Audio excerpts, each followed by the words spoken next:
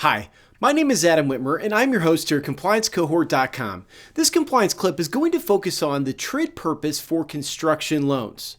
Now, this is a topic that has continued to give people a hard time. I've seen a number of continued errors from mortgage processors and loan officers in regards to the loan purpose on construction loans. So that's why we're discussing this topic.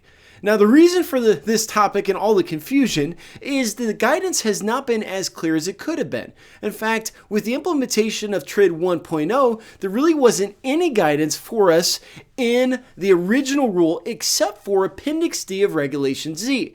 But that appendix left a lot of questions unanswered for us. Now, fast forwarding a bit after the implementation, the CFPB had a webinar in March of 2016 that outlined some things for construction loans. Now, over time, those elements that were discussed in that webinar in March of 2016 have actually now been incorporated into TRID 2.0, both in the text and in the commentary. Now, in addition to this, the CFPB Small Entity Compliance Guide has been updated to reflect all of these changes. So this is all of the guidance right here that I've listed. That's all of the guidance we have on construction loans and specifically to the purpose on construction loans. Now, first of all, to answer our question on how we disclose a purpose on construction loans, we need to recognize that there are two disclosure options when you have a construction permanent loan. You can either disclose that loan as a single combined disclosure that includes both the construction phase and the permanent phase, or you can disclose it as two separate disclosures. And in fact, how you disclose this, either as one disclosure or two, could have an impact on your loan purpose to some degree. So let's take a look at the loan purposes. Now, under TRID, for all loans, not just construction loans, but for all loans, there is what we call a waterfall.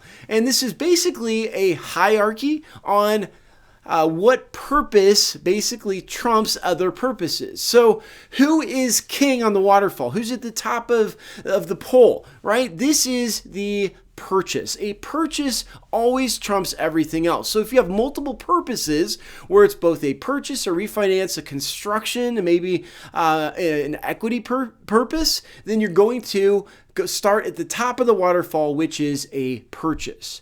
Now, after a purchase comes a refinance, then is a construction loan, and after that, of course, is a home equity purpose. Now, for those of you who are HMDA reporters, I am sorry.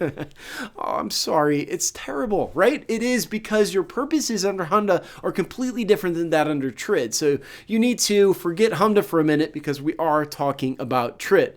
For those of you who are not HMDA reporters, you've lucked out. So moving on, let's talk about how purposes apply to construction loans. So for a purchase, when you have a purpose of a purchase on a construction loan, this is going to be when you have a consumer who intends to use the loan proceeds to purchase property or land that is going to secure the loan. So let's say my wife and I, Jessica, we are in the market for a home. We did this several years ago. We actually looked in Fort Wayne, Indiana. There were some new subdivisions, and we were looking to buy a plot of land from a builder who owned the plots in the subdivision.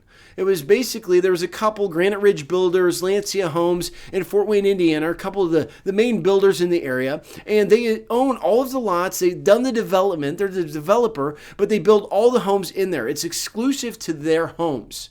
So in this case, if we would have purchased a Granite Ridge home or a Lancia home, then it would have been a purchase because we would have been having a loan to buy the lot and fund the construction process. It would have been called a purchase. Pretty straightforward.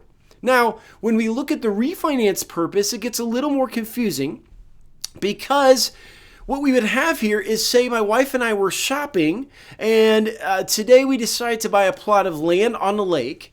We're not ready to build yet, but we buy this plot of land with intentions to build in 15 or 20 years.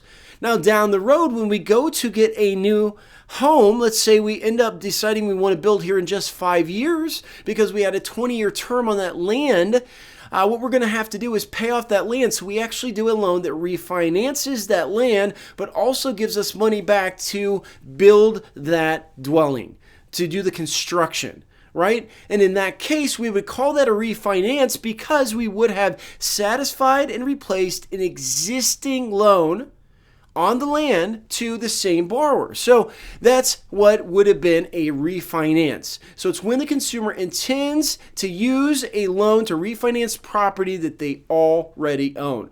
Now, again, it must satisfy an existing loan secured by that real property. Now, I also want to clarify that if you are a bank that on your construction loans provides two separate disclosures, your initial disclosure, it could be a refinance if you're refinancing land, but your loan estimate for that permanent phase, that second loan estimate for the end loan, the permanent phase is always going to be a refinance because it is going to be paying off that construction loan. Now, I guess if there's a purchase involved in that for some reason, or for whatever reason, it would be called a purchase. Otherwise, it's always going to be a refinance because you're going to be paying off that original loan. I should say it should mostly be a refinance, right? So that is the refinance purpose on construction loans. So a permanent phase is almost always going to be a refinance. For the construction purpose, you're only going to have a construction purpose when it's not a purchase or a refinance. So this would be when a consumer owns the land free and clear. So in that example I gave of my wife and I buying the lake property, let's say we did buy it. We paid for the land with cash. Right? We paid for the land with cash, and then 5 years down the road, we own it free and clear, but we decide to build a home. Then at that point, and that point only, when the land is owned free and clear, that loan would be called a construction loan under TRID purposes. Right? That's when you would use the purpose of a construction loan under TRID is when the home is owned free and clear. Now, the final reason is home equity, but that's really not going to apply to construction loans because construction is always going to trump home equity. So that's all I have for you today on this topic. I hope you enjoyed this compliance clip.